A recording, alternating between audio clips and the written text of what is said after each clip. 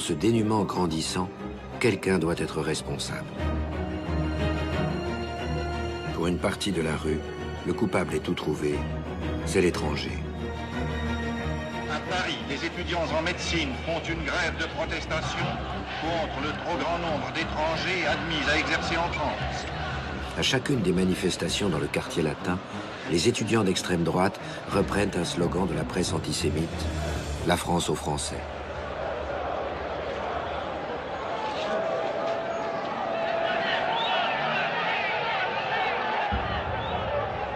Pour tenter d'étouffer la colère qui monte, le gouvernement instaure une loi dite de protection de la main-d'œuvre nationale en temps de crise.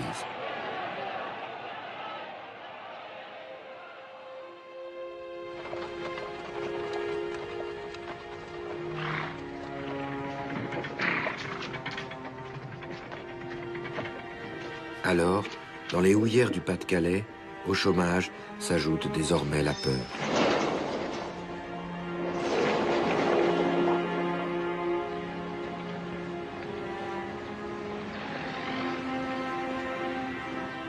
Louise et son mari, tous deux polonais, vivent au pied de la mine de Bruay.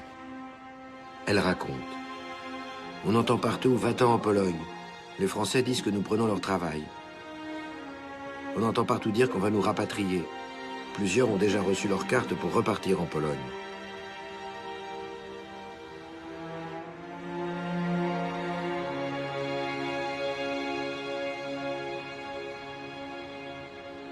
Les premiers visés, ce sont les familles des syndicalistes polonais dont les entreprises veulent se débarrasser.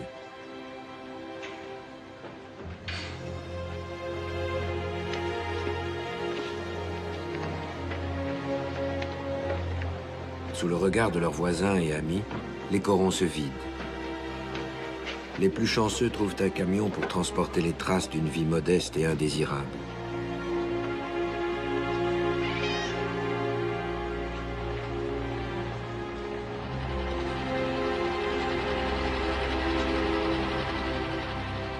Pour les autres, ce sont 10 années passées en France qui finissent dans les bennes à ordures.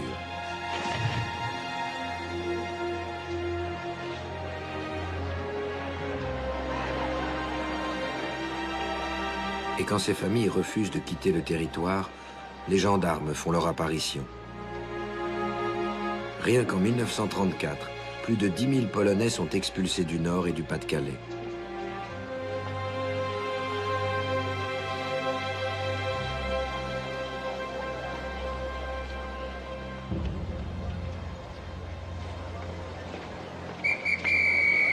En 5 ans, 700 000 étrangers sont expulsés de France.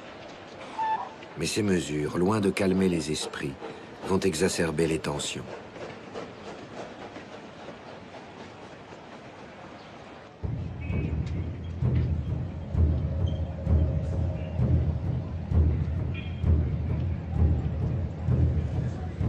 Dans le nord de Paris, rue des Cloïs, pendant les réunions hebdomadaires d'anciens poilus, la parole devient ouvertement nationaliste et xénophobe. Ils étaient des héros dans les années 20. Ils se sentent oubliés. À leurs yeux, les hommes politiques ne sont pas à la hauteur de leurs sacrifices passés. Leurs groupes d'amitié vont alors se transformer en véritable appareil politique. Notamment le plus important d'entre eux, les Croix de Feu.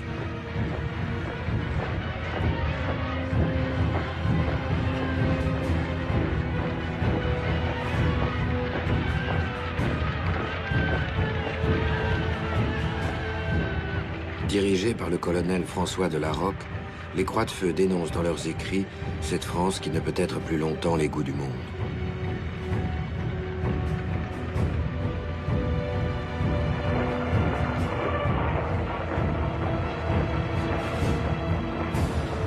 Sous le patronage de Jeanne d'Arc, ils disent vouloir sauver la France de la décadence. Une décadence qui prend pour eux les traits des parlementaires, des francs-maçons, des étrangers.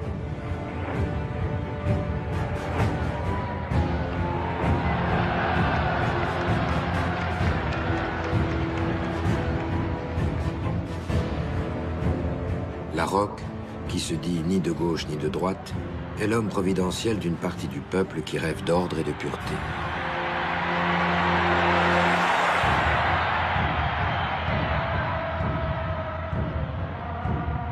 quelques kilomètres de Chartres, dans un océan de flambeaux, Larocque, martial, apparaît au milieu des siens.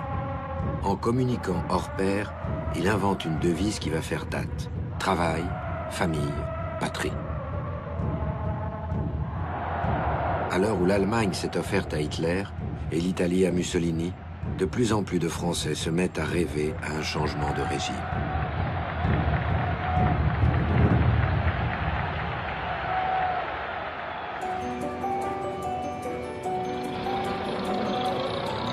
Le meilleur carburant pour l'extrême droite, ce sont les scandales politiques.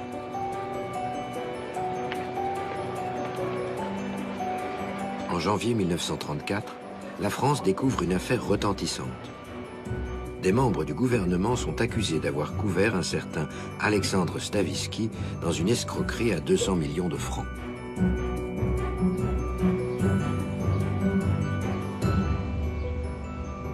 Quelques jours plus tard, à Chamonix, la police retrouve l'escroc mort. Le Canard enchaîné titre alors « Stavisky se suicide d'un coup de revolver qui lui a été tiré à bout portant ». L'escroc, dit-on, aurait été tué pour protéger un député et un ministre du gouvernement. L'affaire déchaîne les croix de feu et tout ce que la France compte d'antiparlementaristes.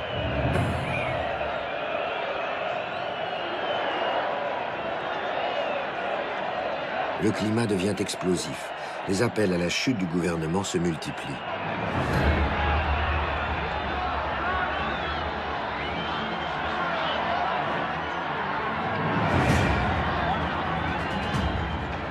Tous les jours, dans toutes les villes de France, les rassemblements d'extrême droite dégénèrent.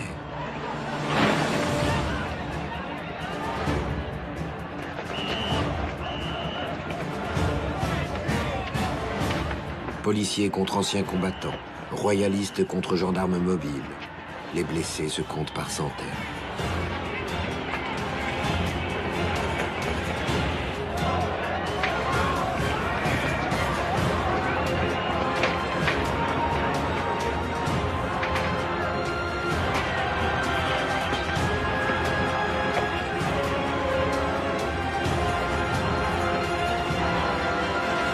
Persuadés que le climat de guerre civile leur est favorable, les hommes d'extrême droite appellent à une grande manifestation place de la Concorde le 6 février 1934.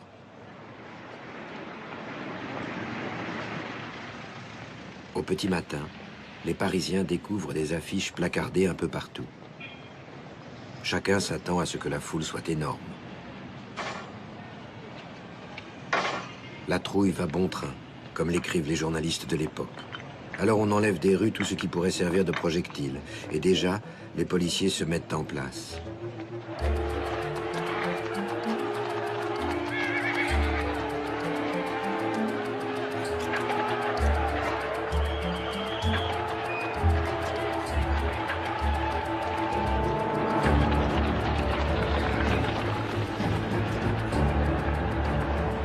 Joseph Kessel, reporter, témoigne de ce qu'il vit ce jour-là. Ces images resteront gravées dans ma mémoire, celles de ces policiers massés contre cette cuirasse humaine, tous enragés.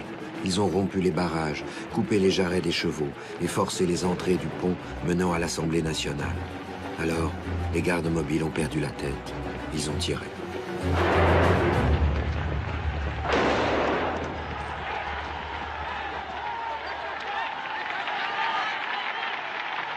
Certains rêvaient d'un putsch, mais cette nuit d'émeute ne sera qu'une démonstration de force inutile et mortelle.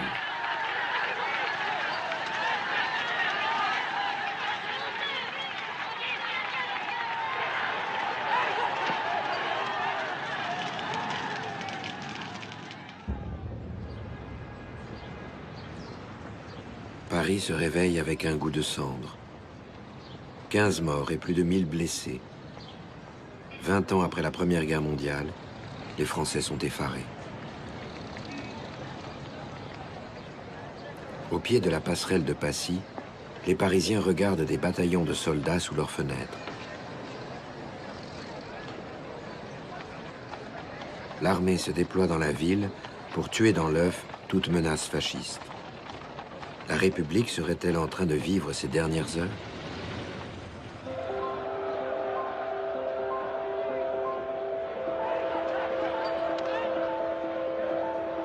6 jours plus tard, le 12 février, en réponse à ces violences, une marée humaine envahit la place de la Nation à Paris.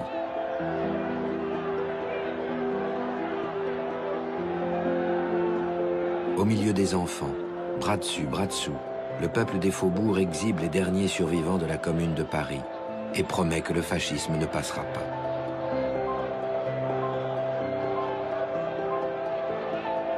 Dans la foule, Léon Blum, leader du Parti socialiste, comprend qu'il se passe quelque chose d'inédit. Pour une fois rassemblée, la gauche pourrait accéder au pouvoir. La province, soulevée tout entière, Paris, rassemblé dans cette manifestation, signifie aux hommes du fascisme et du royalisme qu'ils ne passeront pas. La réaction ne passera pas. Vive la République des travailleurs. Vive la liberté. Vive l'unité prolétarienne sans laquelle aucune victoire n'est possible. Vive le peuple ouvrier de Paris.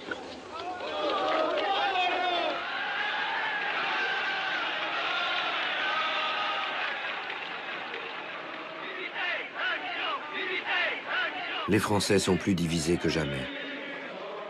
Poing levé contre bras tendus, front commun contre front national, deux France se font face. L'union sacrée, prônée après la guerre, les promesses d'un avenir de concorde et de rassemblement se sont envolées.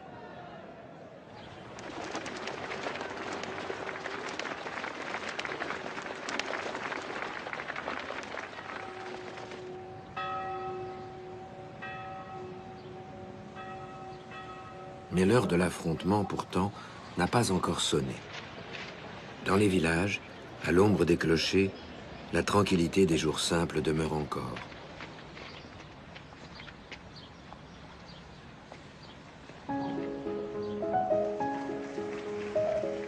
Et bientôt, quand on parle des événements de février, on parle plus souvent des élections des Miss que des émeutes. On se met à voter pour tout. Pour le plus beau regard, la plus jolie paire de jambes ou la fumeuse la plus élégante.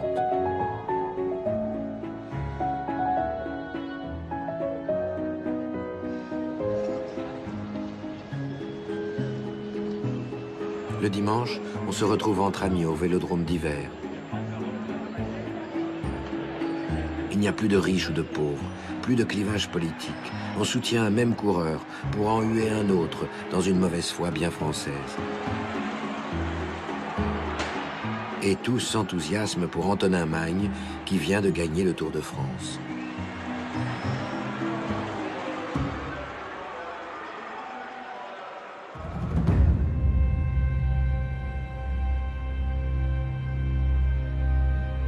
Mais bientôt, c'est une autre compétition qui prend place. En mai 1936, les Français doivent élire leurs nouveaux députés. Et les dissensions réapparaissent.